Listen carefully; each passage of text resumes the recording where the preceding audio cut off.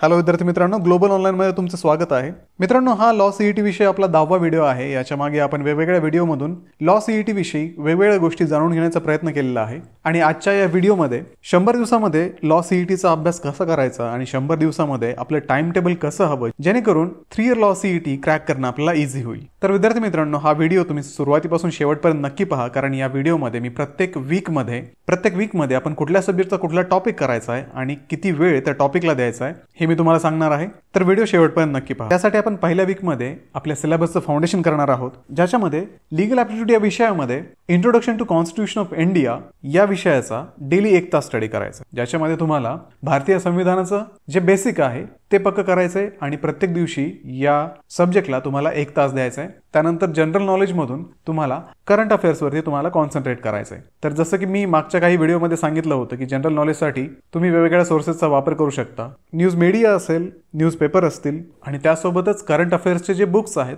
त्याच्यामधून तुम्ही मागील 1 वर्षातले करंट अफेअर वाचायला सुरू करा. आणि त्यासाठी तुम्हाला डेली 1 तास देणं महत्वाचं आहे. त्याच्यामध्ये तुम्हाला पॉलिटिकल आणि इकॉनॉमिक करंट अफेअर्स हे वाचणं इम्पॉर्टंट आहे. त्यानंतर इंग्लिशच्या बाबतीत जर पाहिलं तर इंग्लिशमध्ये व्होकॅब्युलरी, सिनोनिम्स, अँटोनिम्स अँड अॅनालॉजीज ह्या तुम्हाला 1 आवर अ डे म्हणजे प्रत्येक दिवशी इंग्लिशला 1 तास एक्स्ट्रा द्यायचा आहे. आणि या 1 तासामध्ये सिनोनिम्स, अँटोनिम्स अँड अॅनालॉजीज तुम्हाला करायच्यात. त्याच्यानंतर मॅथमॅटिक्समध्ये basic arithmetic, percentage and ratio या टॉपिक वरती तुम्ही डेली 1 तास फोकस करा. तर मग पहिल्या वीकमध्ये काय होईल, तुम्ही पहिल्या वीकमध्ये सगळा बेसिक या सिलेबसचं करताय, ज्या बेसिक मधून तुमचं फाउंडेशन पक्क होईल आणि पुढे तुम्हाला डीप अभ्यास करायचा आहे त्यासाठी तुम्ही सुसज्ज व्हाल. त्यानंतर तो वीक 2 दुसरा आठवडा, ज्याच्यामध्ये तुम्हाला कोर कॉन्सेप्ट्स वरती भर द्यायचा आहे. ज्याच्यामधून लीगल ॲप्टिट्यूड सब्जेक्ट जो आहे त्याच्यामधून आयपीसीचा स्टडी करा, त्याला प्रत्येक दिवशी 1.5 तास द्या. जनरल नॉलेज मधून जर आपण पाहिलं तर इंडियन हिस्ट्री, एन्शियंट अँड मिडिव्हल या 2 हिस्ट्रीज तुम्ही डेली 1 तास प्रॅक्टिस करा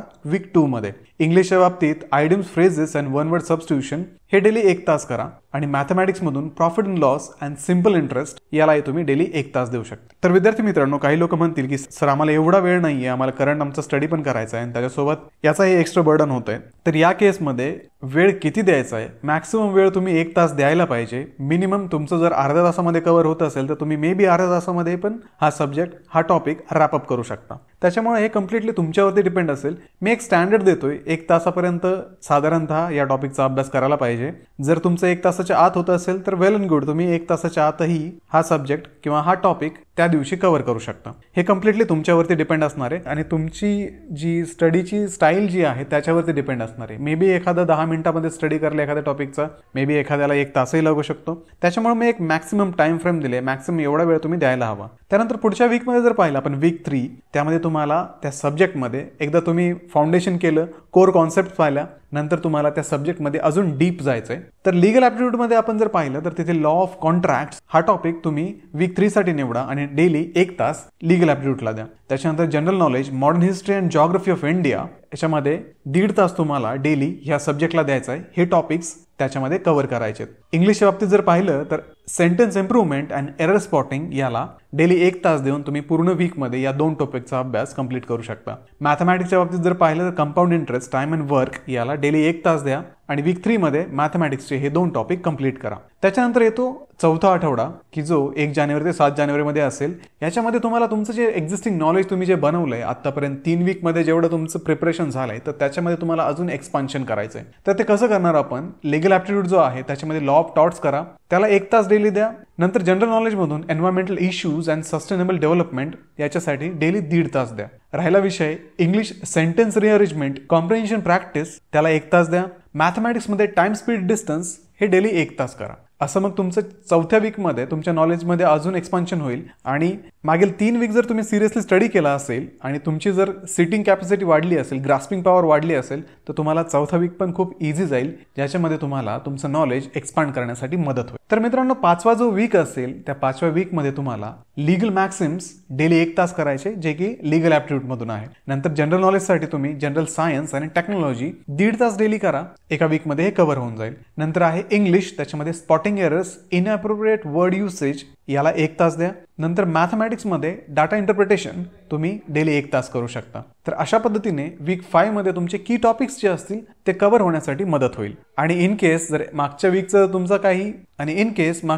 तुमचा काही बॅकलॉग स्टडीचा राहत असेल तर तो पुढच्या वीकमध्ये लवकरात लवकर कव्हर करण्याचा प्रयत्न करा. त्यानंतर वीक 6 मध्ये तुम्हाला legal history and current focus याच्यावरती फोकस करायचा आहे, याच्यावरती स्टडी करायचा आहे. लीगल ॲप्टिट्यूड मधून important landmarks in legal history तुम्हाला डेली 1 तास करायचे. नंतर येतं जनरल नॉलेज, त्याच्यामधून करंट अफेअर्स जे आहेत, स्पोर्ट्स, अवॉर्ड्स, ऑनर्स ते तुम्ही 1 तास करा डेली. पुढे आहे इंग्लिशमधून vocabulary review and reading comprehension, त्यालाही तुम्ही वीक 6 मध्ये 1 तास द्या. राहिलं मॅथमॅटिक्स, जॉमेट्रीचं बेसिक्स तुम्ही या वीकमध्ये डेली 1 तास देऊन करू शकता. त्याच्यानंतर पुढे आहे वीक 7 ते 12.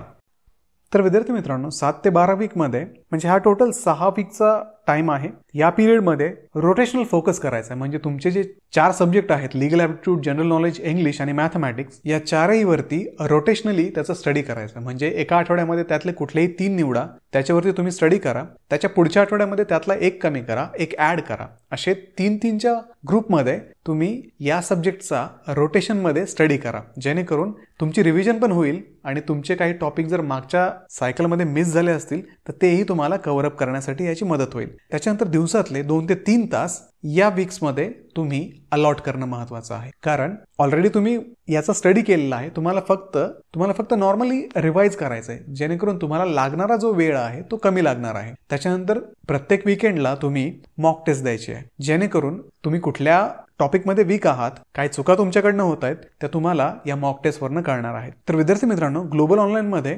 दरवर्षीप्रमाणे 3 इयर लॉ सीईटीची बॅच सुरू करण्यात आलेली आहे. तर या बॅचमध्ये आम्ही विद्यार्थ्यांना मॉक टेस्ट प्रोव्हाइड करतो आणि या मॉक टेस्टमधून आणि ज्या वेळेस विद्यार्थी या मॉक टेस्ट देतात, त्या मॉक टेस्ट दिल्यानंतर विद्यार्थ्यांना कळतं की ते कुठल्या टॉपिकमध्ये वीक आहेत आणि कुठल्या चुका ते या मॉक टेस्टमध्ये करताय. आणि याच्या रिझल्टवरनं मग त्यांची जी स्ट्रॅटेजी आहे गरजेनुसार ते चेंज करू शकतात. सोबतच आम्ही ग्लोबल ऑनलाईनमध्ये 2000 MCQची एक क्वेश्चन बँक देतोय. लाईव्ह क्लासेस असतात, डेली लाईव्ह लेक्चर होतात. त्याच्यासोबत संपूर्ण अभ्यासक्रमावरती नोट्स पण ग्लोबल ऑनलाईनमध्ये आम्ही प्रोव्हाइड करतो. तर ही लाईव्ह बॅच जॉईन करण्यासाठी तुम्ही दिलेल्या नंबरवरती व्हॉट्सअप करून कॉन्टॅक्ट करू शकता किंवा प्ले स्टोअरवरती जाऊन ग्लोबल ऑनलाईन ॲप डाउनलोड करून तिथेही तुम्ही हा कोर्स परचेस करू शकता. आणि तो कोर्स परचेस कसा करायचा आहे याच्या ज्या स्टेप्स आहेत त्या मी तुम्हाला पिन कमेंटमध्ये देत आहे. तर विद्यार्थी मित्रांनो, याच्यानंतर राहिलं वीक 13 आणि वीक 14. या 2 वीकमध्ये इंटेन्सिव्ह रिव्हिजन तुम्हाला करायचे. म्हणजे न चुकता, कुठलाही वेळ वाया न घालवता तुम्हाला ज्या सब्जेक्टचे तुम्ही आतापर्यंत एवढा चांगला स्टडी केलाय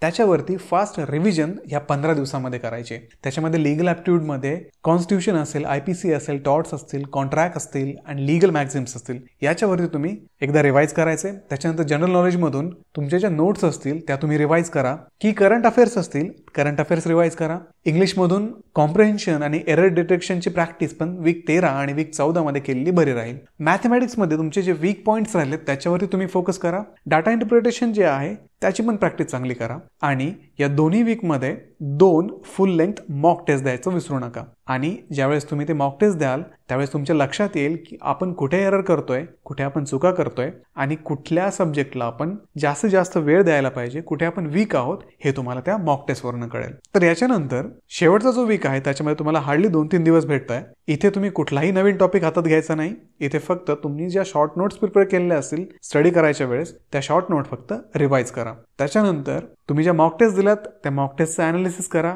तुम्ही कुठे कुठे काय काय चुका केल्या त्या चुका तुम्हाला फायनल एक्झाममध्ये अवॉइड करायच्या. तर विद्यार्थी मित्रांनो, हे होतं 100 दिवसाचं आपलं टाइम टेबल. या 100 दिवसाच्या संधीचं सोनं करा आणि एक्झाममध्ये चांगले मार्क्स मिळवा. चला तर विद्यार्थी मित्रांनो, व्हिडिओला लाईक करा, ग्लोबल ऑनलाईनला सबस्क्राईब करा, तुमच्या मित्रांना हा व्हिडिओ शेअर करा आणि महाराष्ट्र लॉ सीईटी 2025ची लाईव्ह बॅच जॉईन करण्यासाठी दिलेल्या व्हॉट्सअप नंबरवरती कॉन्टॅक्ट करा किंवा प्ले स्टोअरवरती जाऊन ग्लोबल ऑनलाईन ॲप डाउनलोड करून तिथे हा कोर्स तुम्ही परचेस करू शकता. त्याच्या स्टेप्स मी तुम्हाला पिन कमेंटमध्ये देत आहे. तर भेटूया अशाच एखाद्या व्हिडिओमध्ये.